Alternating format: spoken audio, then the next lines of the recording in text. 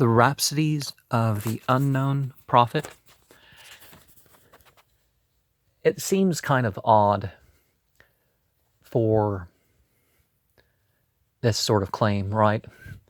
With so much of the Bible being obviously books being by multiple authors and edited by further people. It seems silly to do this with Yeshayahu, but exiled author of the latter part of the book of Isaiah would certainly be ranked with the three great prophets if even his name were known.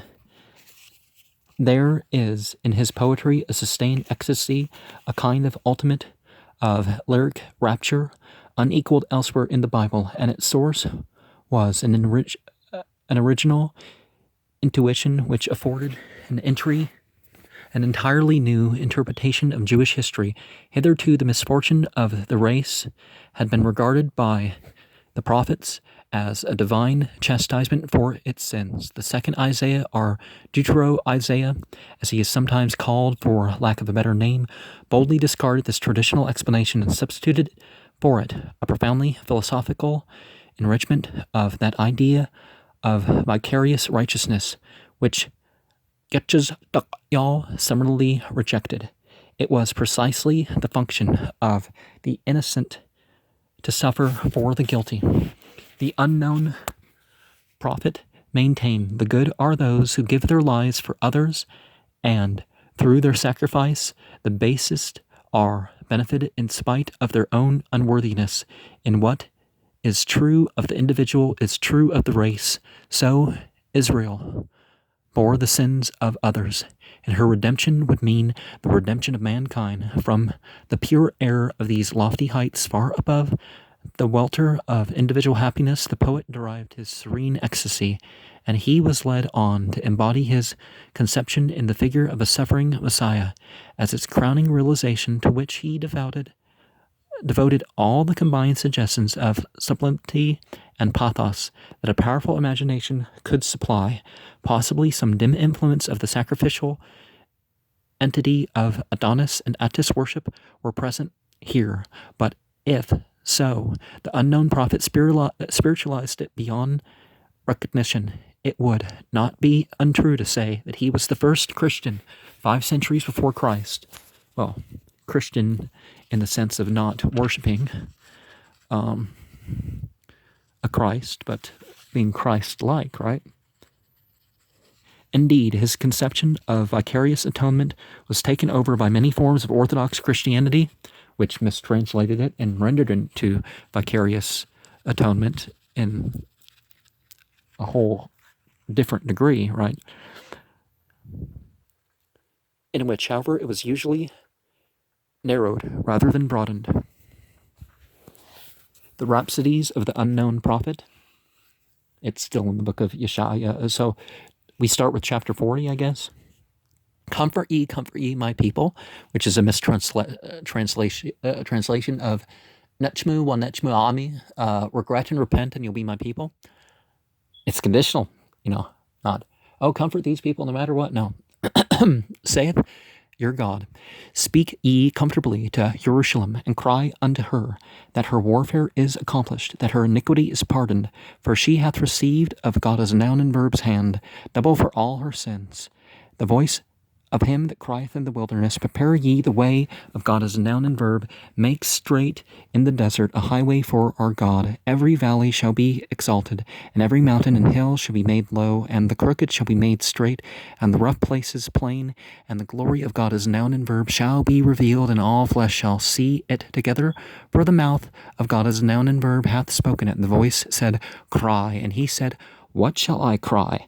All flesh is grass, and all the goodliness thereof is as the flower of the field. The grass withereth, the flower fadeth, because the Spirit of God is a noun and verb bloweth upon it.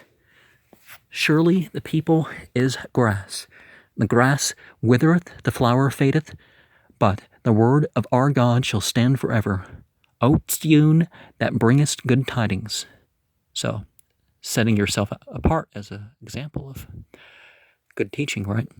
Get thee up into the high mountain, O Jerusalem, that bringest good tidings. Lift up thy voice with strength.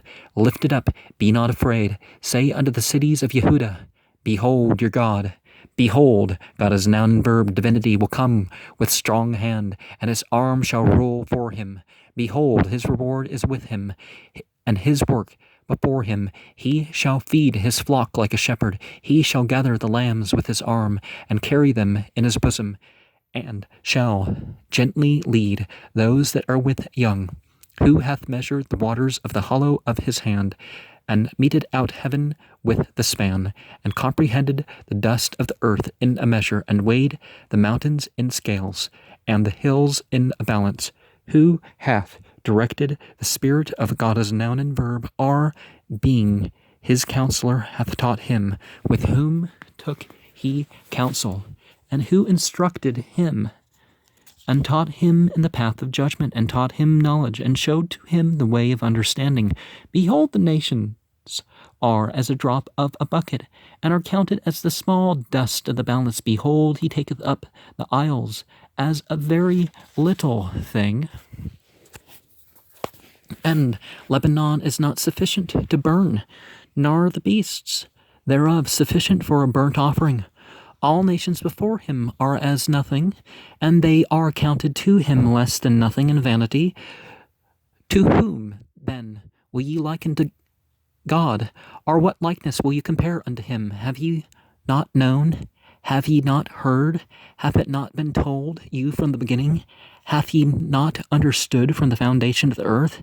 Is he that sitteth upon the circle of the earth, and the inhabitants thereof are as grasshoppers, that stretcheth out of the heavens as a curtain, and spreadeth them out as a tent to dwell in, that bringeth the princes to nothing. He maketh the judges of the earth as vanity. Yea, they shall not be planted. Yea, they shall not be sown.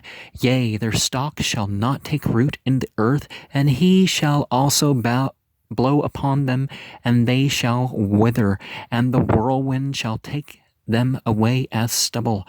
To whom then will ye liken me, or shall I be equal, saith the Holy One? Lift up your eyes on high, and behold, who hath created these things, that bringeth out their host by number? He calleth them all by names, by the greatness of his might, for he is strong in power, not one faileth. Why sayest thou, O Jacob, and speakest, O Yisrael? My way is hid from God as noun and verb, and my judgment is passed over from my God. Hast thou not known? Hast thou not heard that the everlasting God is noun and verb, the creator of the ends of the earth, fainteth not, neither is weary. There is no searching of his understanding. He giveth power to the faint, and to them that have no might he increaseth strength. Even the youth shall faint and be weary, and the young men shall utterly fall. But they that wait upon God as a noun and verb shall renew their strength. They shall mount up with wings as eagles. They shall run and not be weary, and they shall walk and not be faint. Behold my servant,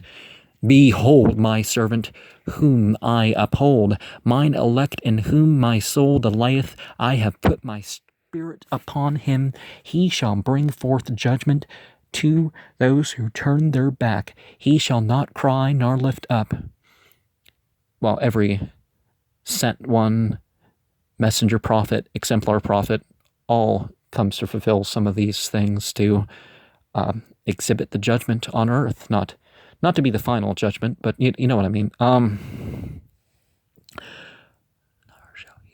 shall not cry nor lift up, nor cause his voice to be heard in the street. A bruised reed shall he not break, and the smoking flax shall he not quench.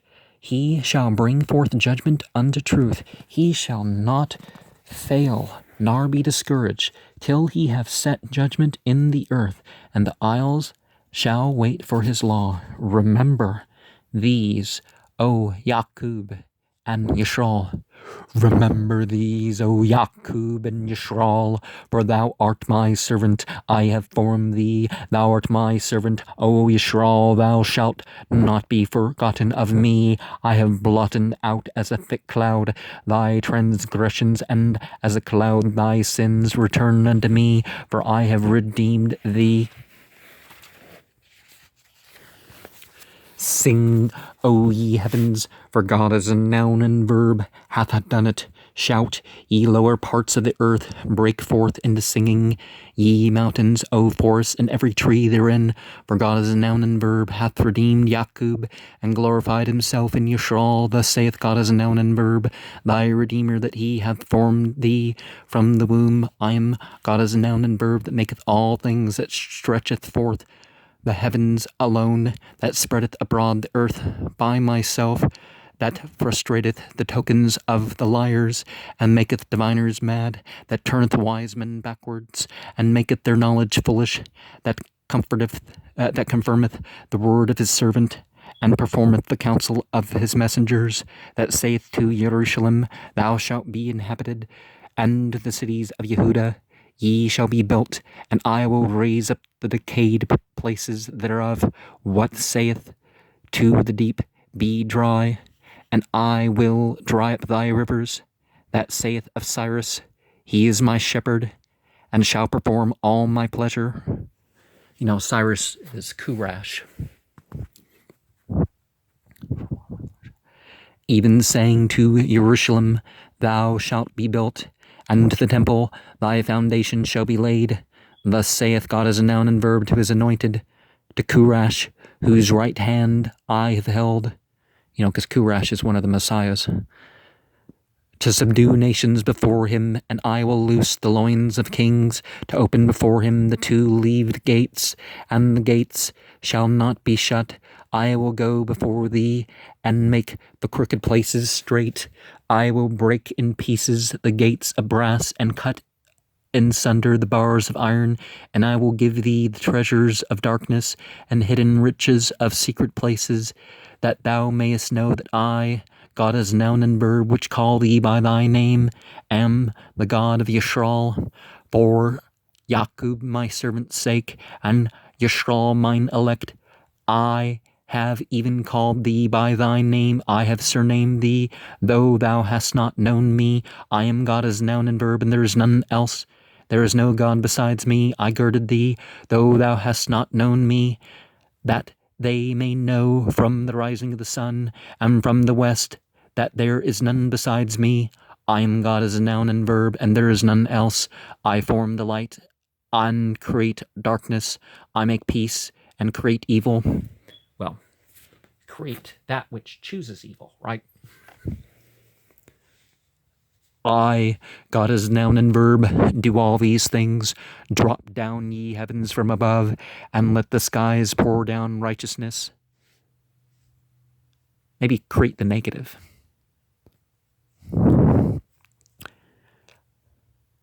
Because there's this Christian idea that negative things are like evil. That's the word. Let that earth open, and let them bring forth salvation, and let righteousness spring up together. I, God as a noun and verb, have created it. Woe unto him that striveth with his maker. You know, striveth against his maker. Basically, it's the context, right? Let the potsherds strive with the potsherds of the earth. Well, there's a difference between the mujahideen for, jihad and fi sabilillah, and jihad and fi sabil a-shaitan, or a-shayateen, shall the clay say to him that fashioned it, what makest thou? Are thy work? He hath no hands. Woe unto him that saith unto his father, what begettest thou? Or to the woman, what hast thou brought forth? Thus saith God as a noun and verb, the Holy One of Yisrael, and his Maker. Ask me of things to come concerning my sons, and concerning the works of my hands. Command ye me, I have made the earth, and created man upon it.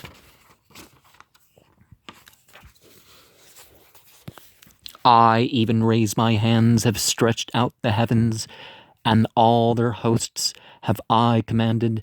I have raised him in righteousness, and I will direct all his ways. He shall build my city, and he shall let go my captives, not for price nor reward, saith God as noun and verb of hosts.